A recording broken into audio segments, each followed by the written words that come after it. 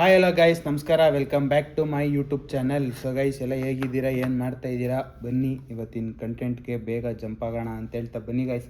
So ಇವತ್ತಿನ concept ಬಂದ್ಬಿಟ್ಟು YouTube ಬಗ್ಗೆ. ಸೊ ಯೂಟ್ಯೂಬ್ ಬಗ್ಗೆ ವೀಡಿಯೋಸ್ ಮಾಡಿ ಸುಮಾರು ದಿನವೇ ಆಗ್ತಿದೆ. ನಾನು ಯೂಟ್ಯೂಬ್ ಬಗ್ಗೆ ಆ್ಯಕ್ಚುಲಿ ತುಂಬ ವೀಡಿಯೋಸ್ ಬಿಟ್ಟಿದ್ದೀನಿ, ನಂದು ಯೂಟ್ಯೂಬ್ ಚಾನಲಲ್ಲೇ ಇದೆ ಕಂಪ್ಲೀಟಾಗಿ. ಸೊ ಹೋಗಿ ನೋಡ್ಬೋದು. ಸುಮಾರು ಯೂಟ್ಯೂಬ್ ಬಗ್ಗೆ ಕಂಟೆಂಟ್ ಮಾಡೋದು ಹೇಗೆ, ಕಂಟೆಂಟ್ ಕ್ರಿಯೇಟ್ ಮಾಡೋದು ಹೇಗೆ ಇಂಪ್ರೂವ್ ಮಾಡ್ಕೊಳ್ಳೋದು, ಎಲ್ಲ ಥರ ವೀಡಿಯೋಸು ಬಿಟ್ಟಿದ್ದೀನಿ.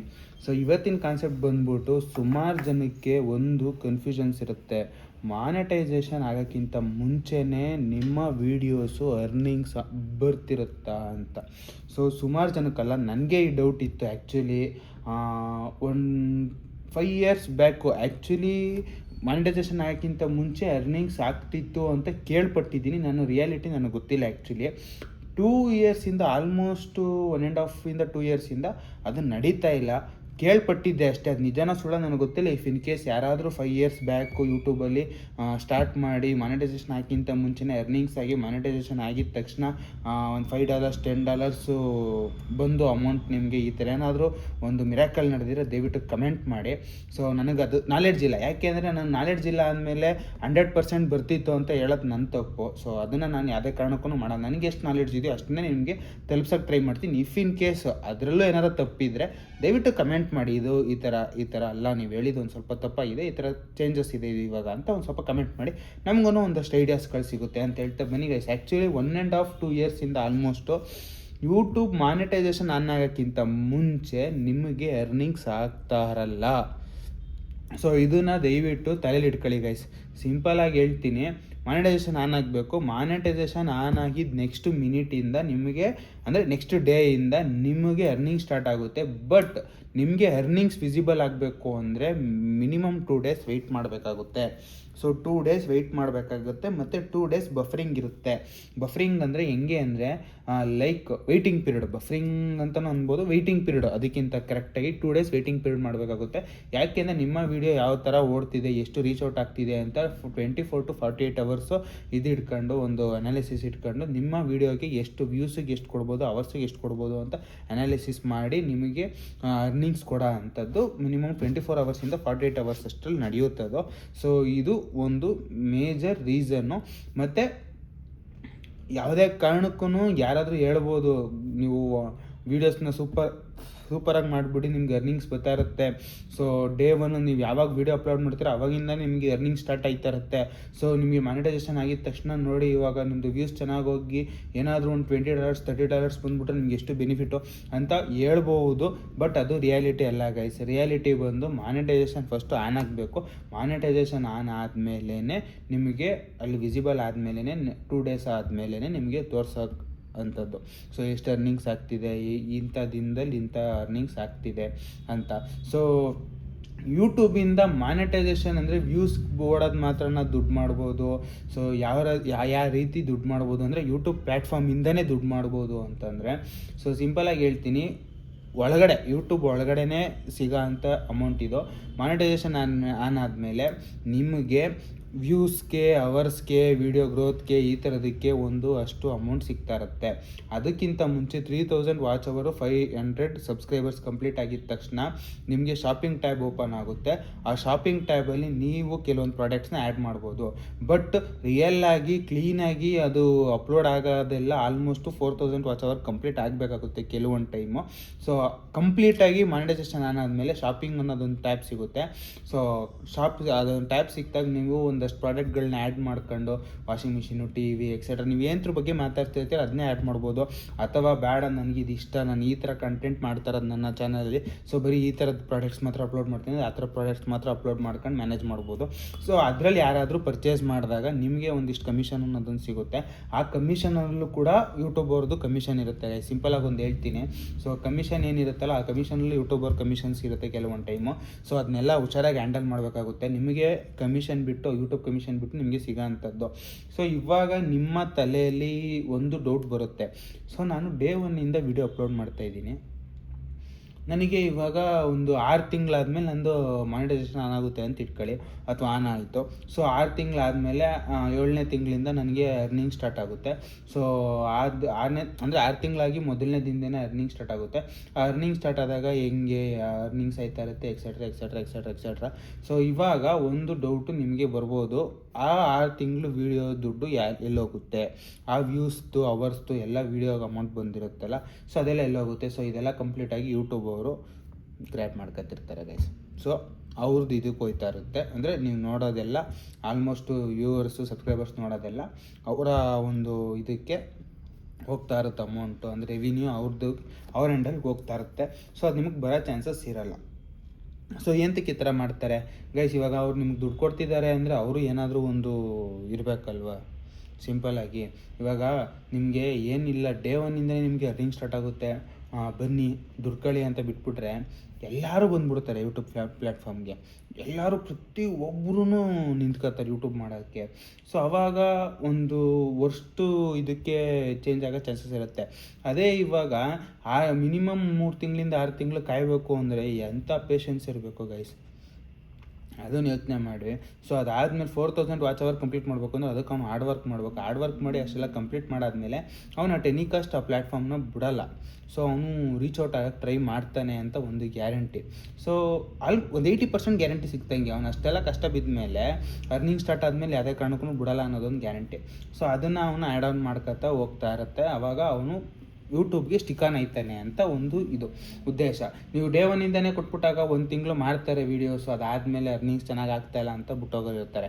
ಅದೇ ಅವರು $100 ಮುಟ್ಟು ಕಂಪ್ಲೀಟ್ ಆಗಬೇಕು ಅಂತ ಇವಾಗ ಫಾರ್ ಎಕ್ಸಾಂಪಲ್ ನಂದೇ ತಗೊಳ್ಳಿ, ಇವಾಗ ಎಕ್ಸಾಂಪಲ್ ಕೊಡ್ತಾರೆ, ನಾನು ಮಾನಿಟೈಸೇಷನ್ ಆನ್ ಆಗೈತೆ, ಮಾನಿಟೈಸೇಷನ್ ಆನ್ ಆಗಿ ಇವಾಗ ಒಂದು $10 $15 ಆಗಿರುತ್ತೆ. ಸೊ ಇವಾಗ ನಂದು $100 ಕಂಪ್ಲೀಟ್ ಆಗಬೇಕು. $100 ಕಂಪ್ಲೀಟ್ ಆಗಬೇಕು ಅಂದರೆ ನಾನು ಹಾರ್ಡ್ ವರ್ಕ್ ಮಾಡಬೇಕು, ಏನಾರ ಒಂದು ಎಫರ್ಟ್ ಕೊಟ್ಟು ಆಗ್ತಾ ಇರಬೇಕು. ಸೊ ಅವಾಗ ಏನಾಗುತ್ತೆ, ಒಂದು 1 ಮಂತ್ 2 ಮಂತ್ಸಲ್ಲೂ ಒಂದು $60-70 ಕಂಪ್ಲೀಟ್ ಆಗುತ್ತೆ. ನನಗೆ ಬೋರ್ ಆಗುತ್ತೆ, ಓಕೆ ನನಗೇನೋ ಇದೇನೋ ಸೆಟ್ ಆಯ್ತಲ್ಲ ಹಂಗೆ ಹಿಂಗೆ etcetera etcetera.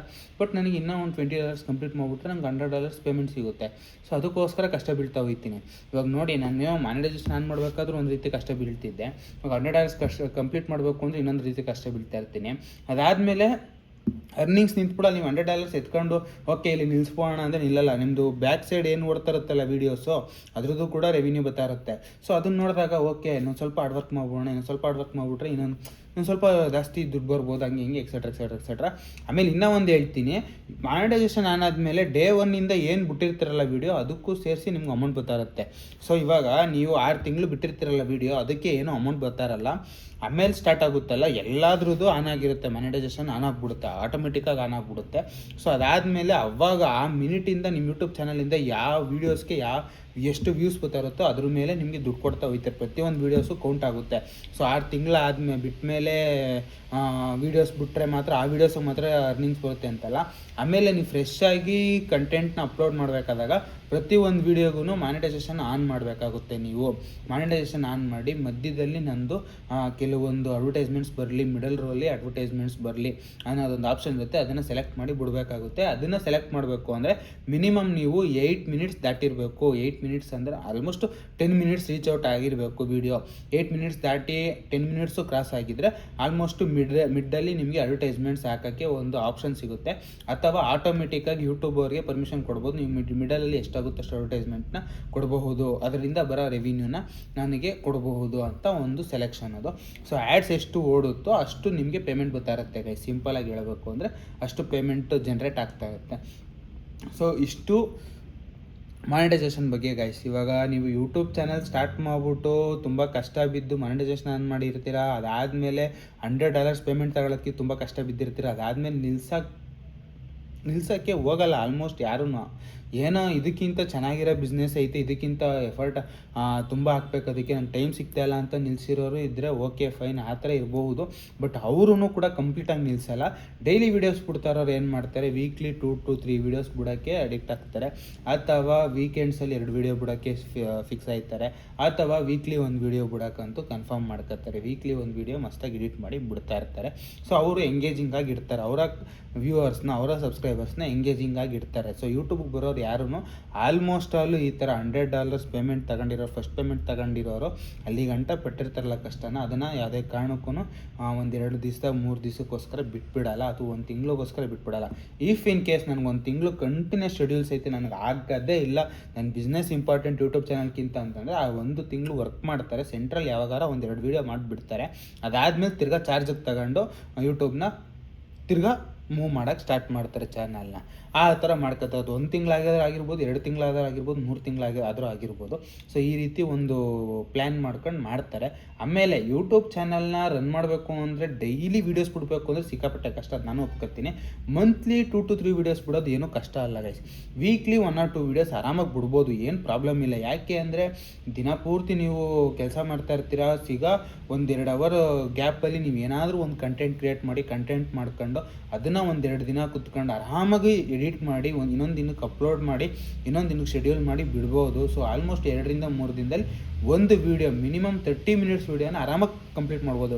Maximum 30 minutes, minimum 10 minutes to 15 minutes ಆರಾಮಾಗಿ ಗೈಸ್. 2 to 3 ಡೇಸ್ ಸಿಕ್ಬಿಟ್ರೆ ಸಾಕು.